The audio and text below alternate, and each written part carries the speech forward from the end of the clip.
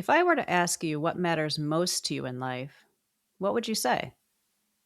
And then, if I took a look at the patterns inside your daily activities, would they support your answer? That's the question we're going to talk about in today's episode. Hello, and welcome to Powered by Purpose.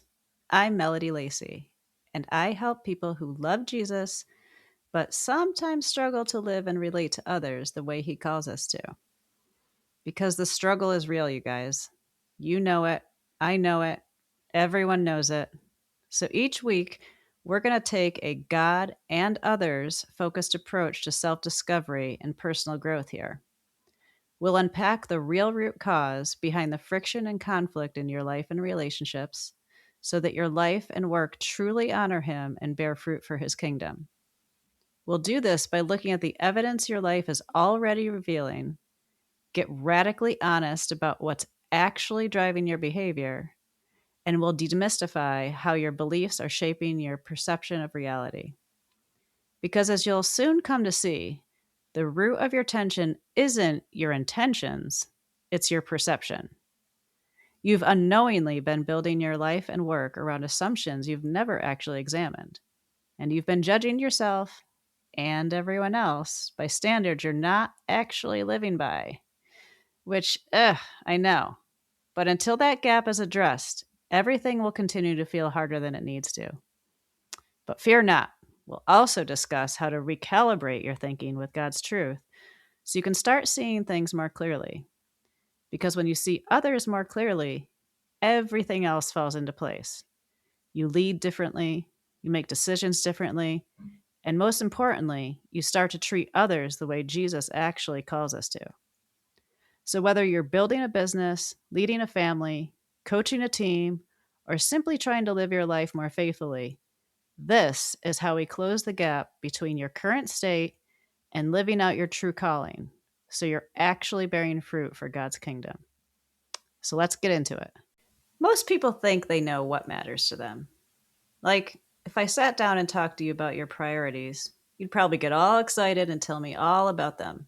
You'd tell me what you value, what's important to you. You'd probably list a bunch of things that you think you should be doing as well.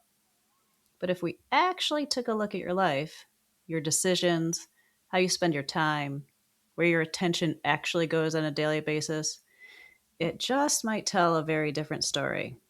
And that gap right there, that's where most of your frustration is coming from in life. Because here's what's really happening. You're not actually living by the priorities you talk about. You're living by a different set, one that's not as obvious to you. But at the same time, you're judging yourself by a completely different set of standards. Standards that you've probably inherited. We all have. You've inherited them from, your dead grandmother who always had dinner on the table by 6 o'clock and everyone was so impressed by that. You've inherited them from the people in your church that you were impressed by, or maybe even a celebrity or a sibling. My sister thinks I'm pretty impressive, but I digress. You've inherited them from all kinds of places, even the Bible. I mean, we should inherit some of them, right? But here's the thing. There's a set of standards you aspire to live by, and then there's the set that you actually live by. And they're probably not the same. So basically, we're going to break down aspirational standards and priorities relative to your real ones. Because this gap between aspirational standards and your actual priorities is the real root of self-condemnation. And it's why you feel inconsistent. That's why you're thinking, why can't I just follow through? Why do I keep falling off track? Why aren't I further ahead by now? Where's the frother? Why can't I keep track of that thing? When in reality, you're actually not off track. You're just measuring yourself against something that isn't actually driving your behavior. The thing is, your daily life activities are the ones telling the truth. But the story they're telling isn't written by what you say matters. It's demonstrating what you actually care about, not what you wish you cared more about. This is the evidence that shows what your life is consistently organized around. And those are your real priorities. And most people have never been shown how to actually look at that honestly. I'm not talking about judging yourself. I'm talking about truly understanding why you make the decisions you're making, why certain things feel heavy while other things feel natural. This is the starting point of everything I teach inside my purpose framework. Because before you can grow and make real progress in all those areas you've been working on, you have to be willing to see what's actually there, what's actually true about your life. Because if you think about it, we're all called to live in alignment with truth. We're called to love God, to love others as ourselves. But if we're being honest, we're not really good at either of those things, right? Which is why I'm here talking to you about this. We're also told to steward what we've been given. But, we're fallen, we're imperfect, so we don't always get things right. And I'm using my air quotes here because defining what's right is a whole other topic we'll get into later. But this is also about trying to grow in life. So if your perception is distorted, you won't even know what to work on. Because if you don't understand your current state, how are you supposed to put together a plan to improve and grow? You definitely are going to struggle to execute if you don't even know where you're starting from. So the real key is the starting point. And that's doing a current state analysis of what your life actually demonstrates right now so that you can see it clearly and then move forward from there. Because you can't align your life with truth if you're evaluating it through a distorted lens.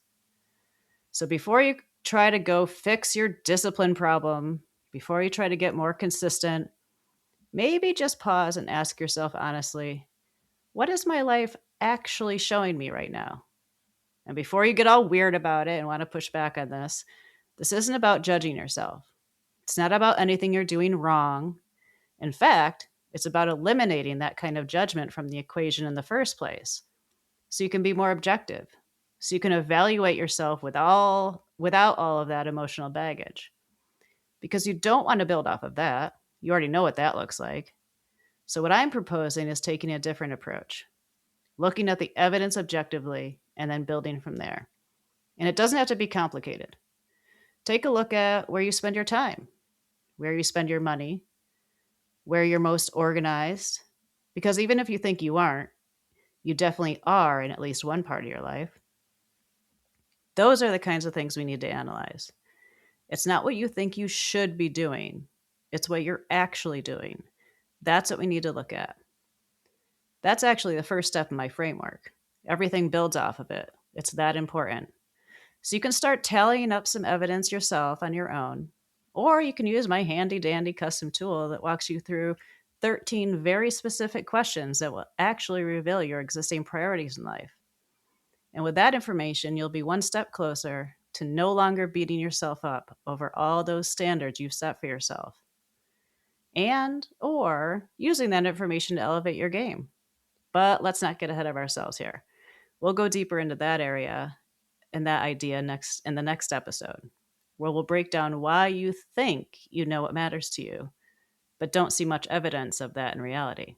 But in the meantime, if you're interested in the guided experience inside my Pinpoint Your Intrinsic Drivers tool, I know it's a mouthful, you can check it out at the link below. And we'll meet again next week.